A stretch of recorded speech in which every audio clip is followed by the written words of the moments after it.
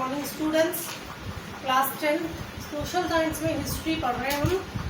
History का chapter number 5 start किया हमने, which is the age of industrialisation. Students, इस चैप्टर में अभी तक हम पढ़ रहे हैं about industries, how industries evolved in England, what was the effect of industries in Britain, what was the effect of industries in Britain on the life of workers, वो हमने पढ़ा।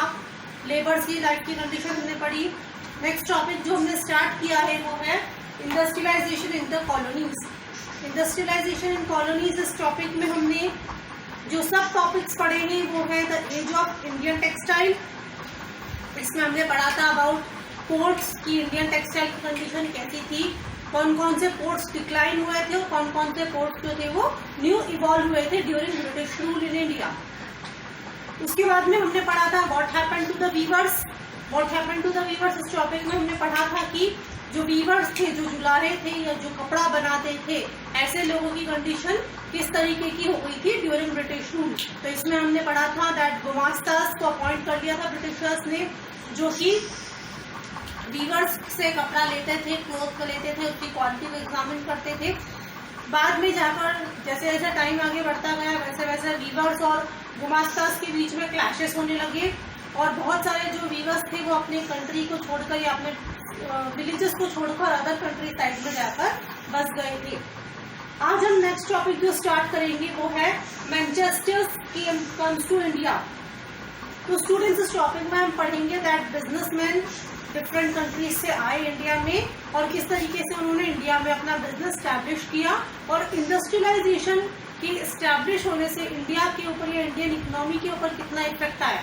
तो let us start the detail study of the topic Manchester comes to India. Topic: Manchester comes to India.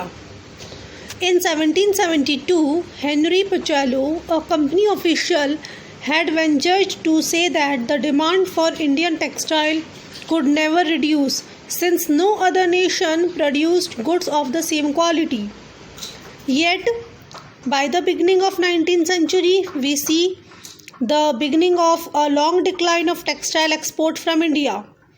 In 1811 and 12, piece goods accounted for 33% of India's export. By 1850-51, it was not more than 3%.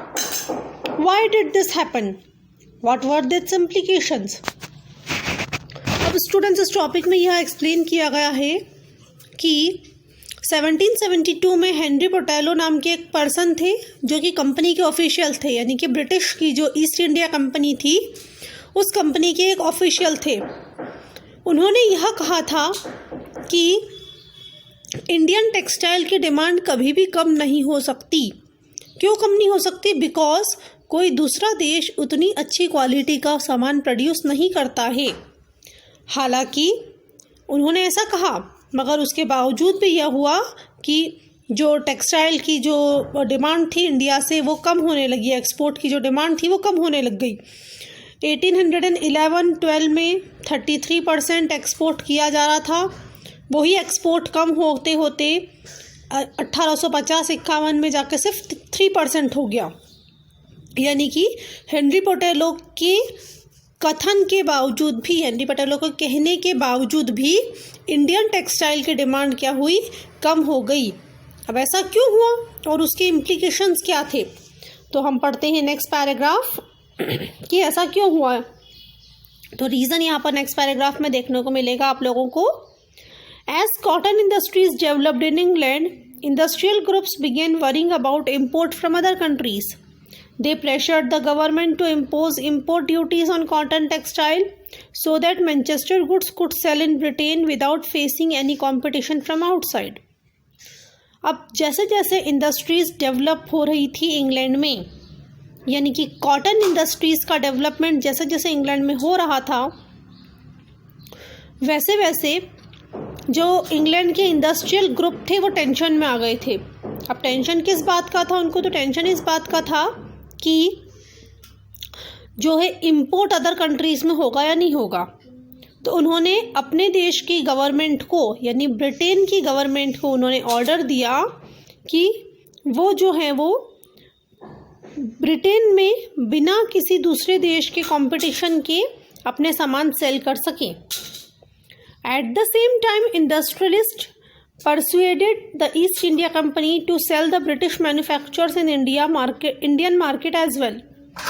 उसी समय में British government के जो सामान थे वो east India company ने को कहा गया कि ब्रिटिशर के जो सामान है वो ही इंडिया में इंडियन मार्केट में भी सेल होंगे, यानी इंडियन मार्केट में भी सिर्फ और सिर्फ ब्रिटेन के सामान को सेल करने की बात कही गई थी।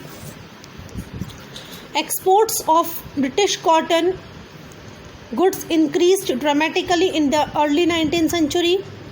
At the end of 18th century, there had been a virtually no import of cotton piece goods into India.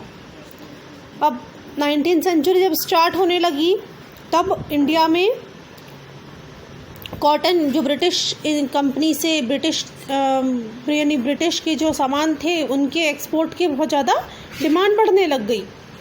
But by 1850, cotton piece goods constituted over 31% of the value of Indian import, and by 1870s this figure was over 50%. 1850 तक ये जो value थी India से import होने की 31% थी, 1870 तक आते आते वो कितना हो गया, 50% हो गया था। नेक्स्ट पैराग्राफ पढ़ते हैं हम। Cotton viewers in India thus faced two problems at the same time. तो जो कॉटन वीवर्स थे, जो कॉटन के कपड़े बनाते थे, जो जुलाहे, उनको एक समय में इंडियन में ही दो अलग अलग तरीके की प्रॉब्लम फेस करना पड़ी। क्या थी वो प्रॉब्लम? तो पहला ये था कि देयर एक्सपोर्ट मार्केट कोलैप्स्ड, उनका जो एक्सपोर्ट मार्केट था वो पूरी तरीके से कोलैप्स हो गया, ख़त्म होने लग गया था। And the local market shrank being glutted with Manchester import, और जो लोकल मार्केट था वो भी ख़त्म हो गया, श्रिंक हो गया। क्यों श्रिंक हुआ? क्योंकि जो ब्रिटिशर्स थे वो अपने देश के सामान बनने नहीं देते थे और उनके देश से सामान ही मंगवाते थे। तो जो कॉटन के वीवर्स थे इंडिया में उनको दो प्रॉब्लम्स आई। पहली प्रॉब्लम ये थी कि उनके सामान बाहर नहीं जा रहे थे, और दूसरी प्रॉब्लम यह थी कि जो अपने देश में सामान थे वो बिक नहीं रहे थे। मतलब ओवरऑल मिला के उनका जो सामान था वो बिल्कुल भी नहीं बिक रहा था। Produced by the machines at lower cost, the imported goods, cotton goods, were so cheap that weavers could not easily compete with them.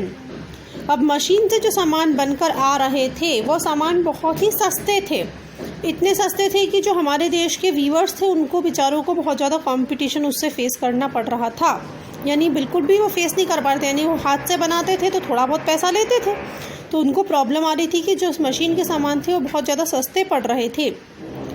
By the 1850s, reports from most weaving regions of India narrated stories of decline and dissolution.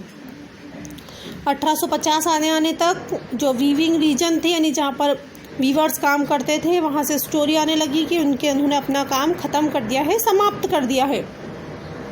By the 1860s, weavers faced a new problem. They could not get sufficient supply of raw cotton of good quality. अब 1860 जब आया तब viewers को नई problem आ गई।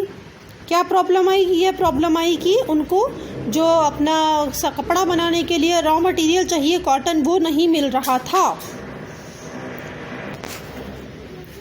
When the American Civil War broke out and cotton supplies from US were cut off, Britain turned to India. अब जब America में सिविल वॉर हो गया और अमेरिका से कॉटन की सप्लाई बंद हो गई, तब ब्रिटिशर्स जो थे वो अपनी इंडस्ट्री के लिए, रॉ मटेरियल के लिए इंडिया की तरफ आ गए। As raw cotton exports from India increased, the price of raw cotton shot up. अब जब एक्सपोर्ट्स बढ़ने लगा इंडिया से रॉ कॉटन का, तब रॉ कॉटन के प्राइस भी बढ़ गए अचानक से।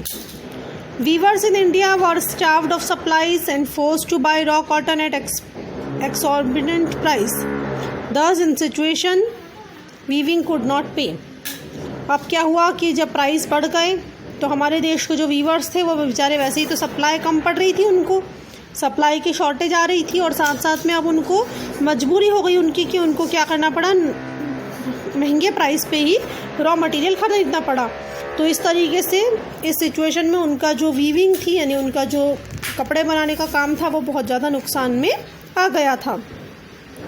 By the end of 19th century, weavers and others craft persons faced yet another problem. Factories in India began production, flooding the market with machine goods. How weaving industry possibly survive? अब 19th century के and तक आने तक Britishers के rule में जो viewers थे उनको एक और प्रॉब्लम आई. वो प्रॉब्लम यह आई कि फैक्ट्री स्टार्ट हो गई थी इंडिया में. अब फैक्ट्री जब स्टार्ट हुई तो मशीन्स के सामान बनने लग गए, मार्केट में आने लग गए, बाढ़ आ गई मशीन के सामान की. तो सारे लोग जो थे मशीन के सामान खरीदने लग गए. क्योंकि मशीन के बने हुए सामान सस्ते पड़ते थे तो वीवर्स को बहुत ज़्यादा नुकसान होने लगा. तो ऐसी सिचुएशन में जब अपने देश में मैनचेस्टर्स आ गए थे, यानी कि मशीन्स और मशीनरीज और इंडस्ट्रियलिस्ट आ गए थे, उसी सिचुएशन में वीवर्स अब कैसे सर्वाइव करें, किस तरीके से वीविंग इंडस्ट्री अपना वर्किंग पूरा चला कर रखे. अब हम पढ़ेंगे नेक्स्ट टॉपिक नेक्स्ट वीडियो में. इतना समझ में आया होगा सभी बच्चों को. I hope this topic is clear to all the students. Thank you.